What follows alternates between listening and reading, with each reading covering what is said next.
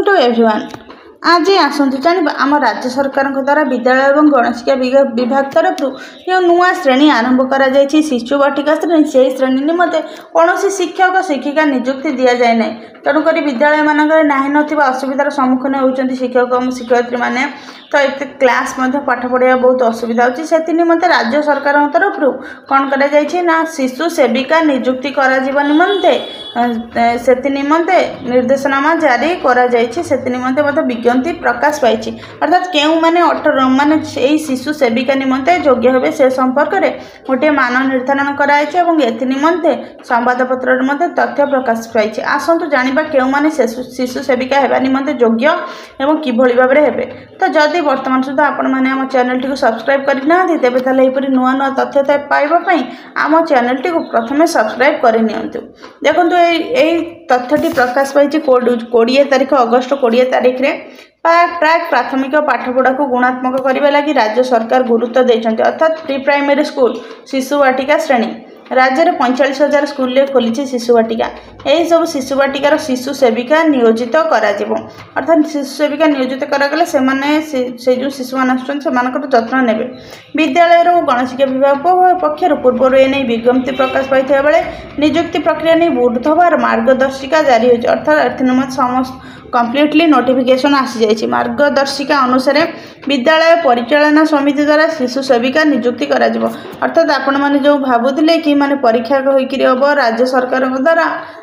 कौन चयन प्रक्रिया द्वारा ये शिशु सेविका नियुक्ति हे ना सेमती नुहे। ये शिशु सेविका नियुक्ति हे क्या द्वारा विद्यालय परिचालना समिति द्वारा शिशु सेविका नियुक्ति करा समिति में 2-3 जन सदस्य उपस्थित गोटे प्रस्ताव गृहीत हो पार ब्लॉक शिक्षा अधिकारी उपस्थित रही शिशु सेविका नियुक्ति समय यह कार्य कर ब्लॉक शिक्षा अधिकारी उपस्थित रहे 18 ରୁ 45 वर्षर महिला को नियुक्त कर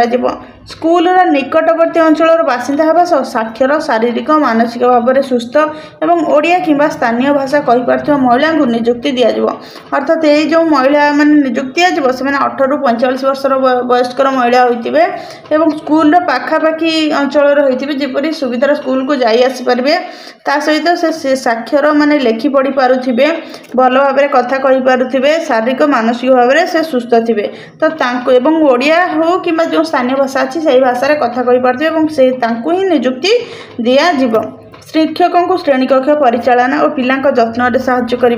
प्राथमिक श्रेणी शिक्षकों को शिशु शिक्षा दैनंदिन कार्य सहायता देवा उद्देश्य शिशु सेविका नियुक्त हे अर्थात जो छोट छुआ मान क्लास खोली शिशु वाटिका तो से जत्न नेबार शिक्षक शिक्षयित्री हैरान होती। बर्तमान किसी दिन तले गोटे न्यूज आसला आपण मैंने जानते शिशु वाटिका खोली पर जड़े शिक्षक गोटे छोट पिला को शौच कराउथिले तेणुक शिशु सेविका नियुक्तिर बहुत आवश्यकता रही यथाशीघ्र करा दरकार। पिला को सुरक्षित स्नेहपूर्ण परिवेश देवा दुखी पिला को सांत्वना देवा खेलना पुस्तक चाट आदि जोगाई देवा पिला को शौचालय बाहर को नेबा पिला असुस्थ विव्रत शिक्षकों को जणाइबा श्रेणी कक्ष और शिक्षा सामग्री सफा रखा आदि दायित्व शिशु सेविका न्यस्त अर्थात देखो ये जो शिशु सेविका रही से संपूर्ण भाव में जो शिशु वाटिका श्रेणी रही छोट पिला रही से जत्न ने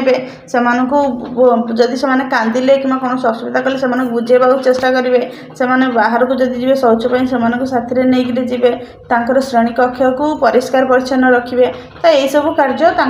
न्यस्त रहिबो। शिशु वाटिका श्रेणी 1 और 2 रे 30 ରୁ 100 छात्र छात्री जड़े सेविका अर्थात जो शिशु वाटिका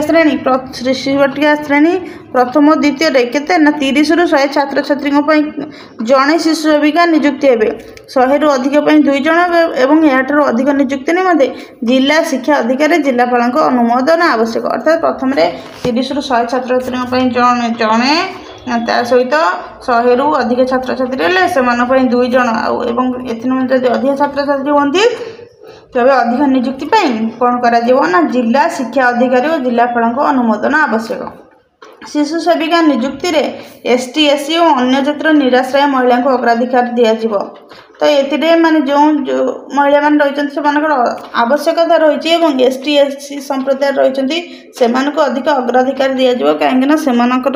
आवश्यकता और अर्थनीतिर उन्नतिर आवश्यकता रही प्रति मासरे 3000 टंका पाइबे शिशु सेविका अर्थात एम दरमा केते दरमा प्रति मासरे 3000 टंका पाइबे। तो यह ही जो आम शिशु सेविका नियुक्ति हे से निमंते से योग्यता एवं शर्तावली एवं कार्य। तो जदि आपण मानक आम भिडियोटी भल लगी तेज ताले नुआ नुआ तथ्य जानापी आम channel T subscribe like share करंतु। धन्यवाद।